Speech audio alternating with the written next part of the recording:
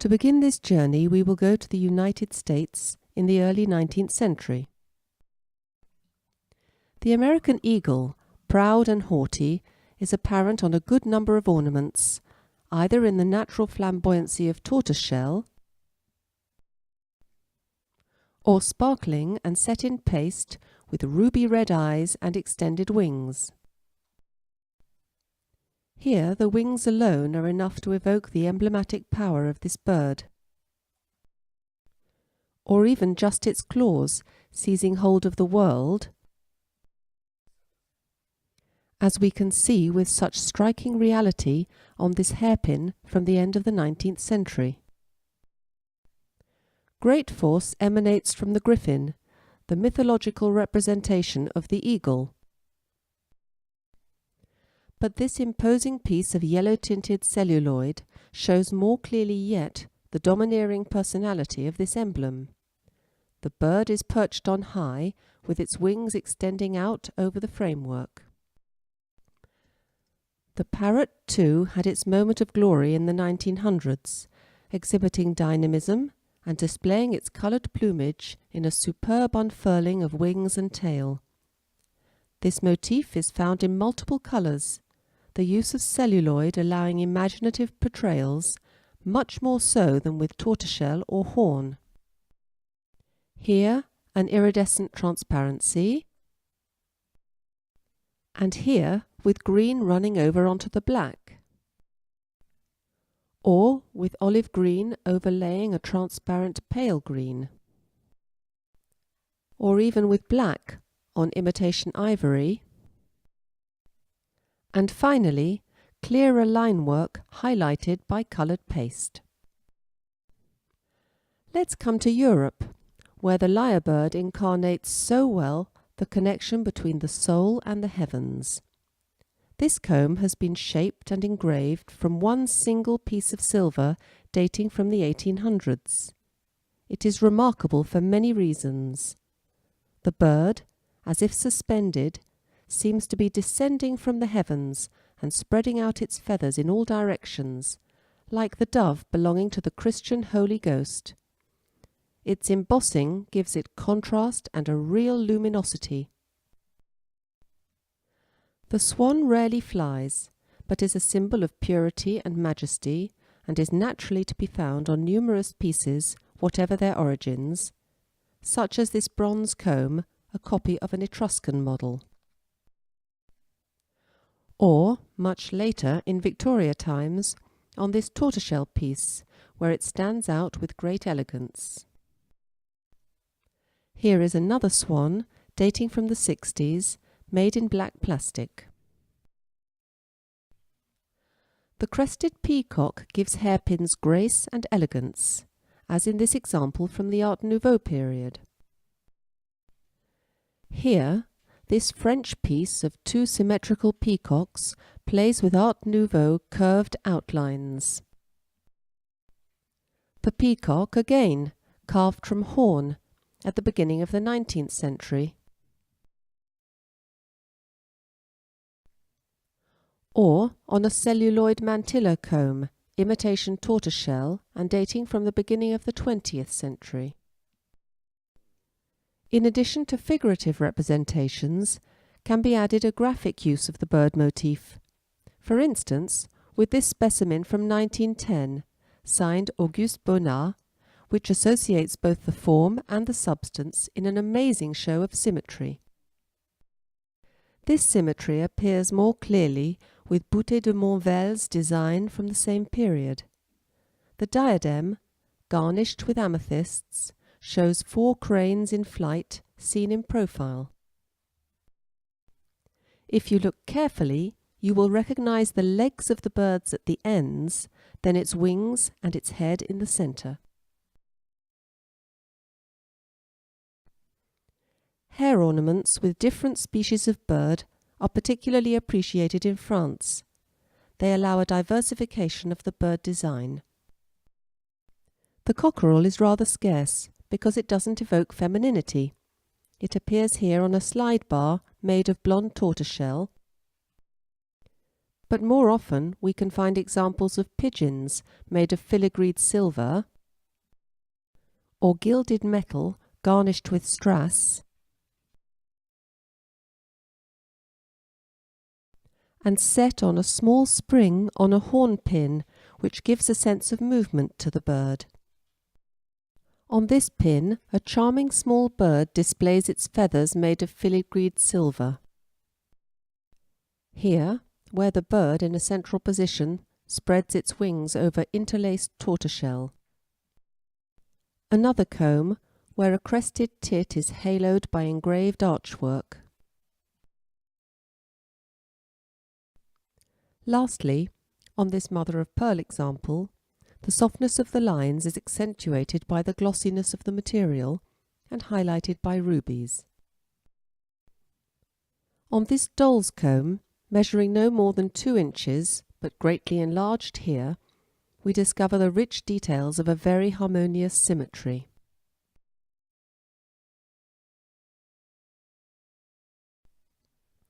The Art Nouveau movement liked this motif and used it a great deal. Here, on clear horn, where 2 sparrows are fighting over a red berry. This splendid comb, in the style of Georges Fouquet or Lucien Gaillard, catches the birds at a particularly intense moment. Leah Stein, born in Paris in the 30s, drew on this source of inspiration. In the 1970s, she played with stylized forms, modern materials, and variations of colors. Before studying Hispanic styles of combs, let's stop a moment at 2 Mexican ones. The first one, from popular art, is made of horn, and it shows a bird attacking a fish in a spectacular manner. The second one refers to the Indian roots of the area. The 2 stylized birds are cut out from silver, enhanced with turquoise. The size is modest, 3 inches by 3 inches. It is in complete contrast to the Hispanic mantilla combs we are going to show now. This impressive example is 8.5 inches high and 7 inches wide. The tortoiseshell is cut to create an incredibly rich lacework. Here we recognize the traditional design of the Chinese phoenix, holding in its beak a basin and surrounded by lotuses and flowers. It is probably a Chinese work made for Western customers, as was often the case in the 19th century. More extravagant in its dimensions, 13 inches by 11, this lavish hair comb was cut and engraved in a mottled piece of tortoiseshell at the beginning of the 19th century. It is the height of elegance. 2 great birds are feeding from a basin of exotic fruit, surrounded by lush vegetation. Have a special look at the very complex scene, demanding a high level of skill by craftsmen, and why not call them artists? Such combs obliged women to have a regal bearing, and were very tiring on the nape of the neck, but they were prepared to suffer to be beautiful. Before we come to the East, let's go first to Iran with this pocket comb. The wooden case, painted with such a delicate miniature, evokes the Persian culture. Pause now in India to discover the peacock, which is a traditional motif on small combs with a perfume holder. Either the tail feathers of the bird merge with the shape of the comb, or they are more dominating. Indonesia also makes its contribution with very stylized birds, generally cut in the black horn of water buffalo. Much more stylized, these 2 birds are giving emphasis to a Dutch coin, or simply rendering the comb more elegant. Is this amazing object a comb or a bird? Difficult to say. Surely both. The tail, made of red seeds, is removable and can also slide along the teeth of the comb. In Lombok, craftsmen cut and opened a whole horn. Then they carved an ancestor at the top, here being supported by a bird beneath. In Timor there are also associations of birds and humans. Here the birds are carved in whalebone and stand curiously back to back and face to face in a very interesting graphic game. Same idea, now on brass, but rather less sophisticated. While going up to China, we find a great richness, not only in the many examples of this topic, but in the variety of material used. From the Lao time, this very old example is made out of silver. This one, with two stylized birds, is made in jade, as is this hairpin. In the 19th century, the phoenix, a mythical bird and symbol of femininity, is often seen covered with kingfisher feathers.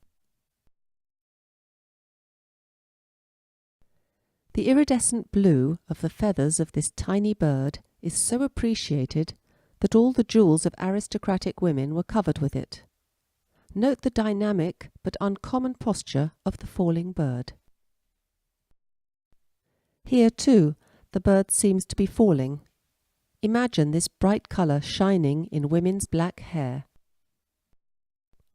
On these two pins, the brightness comes from the glare of the beads and from the enamel on silver. This popular colour is illustrated in more modest combs too, which mix the sparrow motif with the shape of the object itself. More refined, this slide emphasises the birds by the subtle colours of the enamel. The phoenix on this pin is also rendered attractive thanks to the bright glare of the colours on the enamel. You can appreciate the details better on this close-up. The Chinese ethnic minorities are not to be left out. Their silver creations play with space and movement, and flowers and birds are the main design. These rudimentary hairpins are surprisingly expressive, and so imaginative that they even become funny. In Japan, the bird is also a favourite emblem. We are going to look at a large variety of pieces. Firstly, the crane, symbol of both longevity and of the couple. With a bamboo forest and a river as background, the bird is seen in a traditional setting, lacquered here on a beautiful piece of tortoiseshell. It features on many pieces, but more often on blonde tortoiseshell, beautifully cut in iridescent mother of pearl with touches of gold. The bird becomes quite light in a feathered background, and the mother of pearl makes it stand out against the black lacquered wood. A very interesting Art Deco item. Note the opposition between the gilded and plated metals added to the line work that make a very daring design. Set amongst bamboos, sparrows are a symbol of friendship. Same symbol here, on this lovely head of a Japanese kanzashi pin. Birds can be very stylized, almost egg-shaped, like here. Their mother-of-pearl bodies merge into flowers. The nightingale among plum tree blossom is another traditional poetic image in Japan. It suggests the coming of spring. Colours are less vivid here, but the bird appears while singing. Note the continuous decor from one side to the other. The kingfisher, scarcer in Japan than in China, is posed here on a reed head or a rice ear, and underlined by red stone. Lastly, the raven, whose black bursts out against the red lacquer, is a bird of good omen which symbolises filial gratitude. Again, the sensation of flight is given by the continuity of the decoration from one side to the other. We will finish this world tour in Africa. The bird is a frequent motif and is often found holding a comb in its beak. This Yore mask from the Ivory Coast is a good example.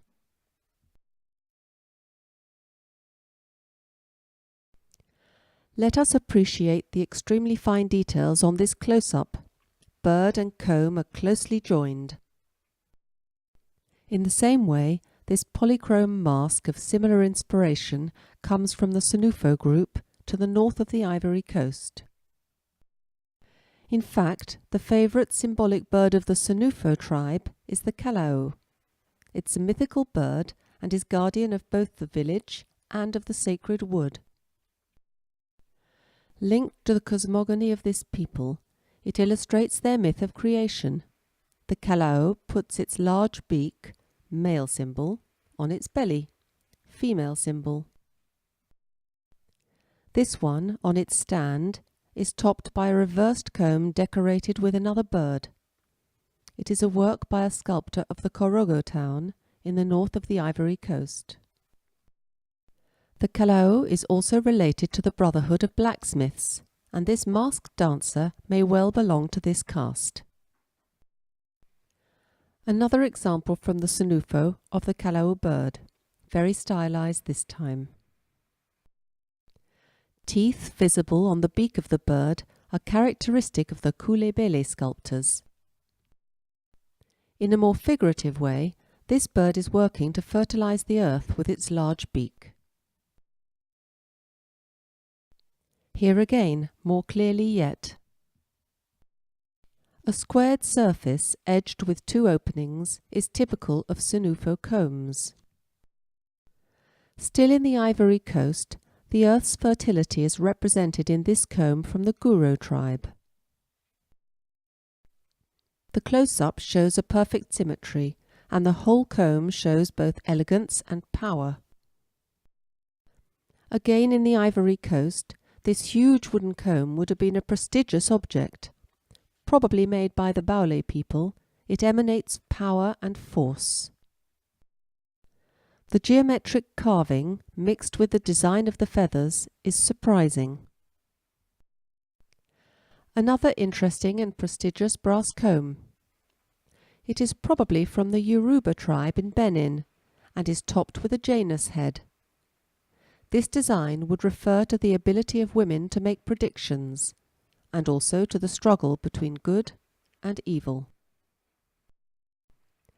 The Akan, from West Africa, often used to set their symbols symmetrically within an arch. Perhaps these birds, curiously leaning back against pillars, are watching over a basket containing ancestral bones. We will finish with an amazing piece of great formal purity. Its engraving could come from the Baule people. Carved in a beautiful blonde wood, the bird has its neck reversed and the feathers of its body forming three little skirts of extreme elegance and perfect stylization. Thus, birds appear like a major and recurring decorative motif, interpreted by all cultures. Their light and coloured forms, their fragile beauty, the song associated with their image, give them a universal symbolic force and make them an inexhaustible source of inspiration. Consequently, combs or pins exceed their status of simple objects. In hair, in contact with the head, the sacred part of the individual, they are the medium that facilitate the union of man and the divine.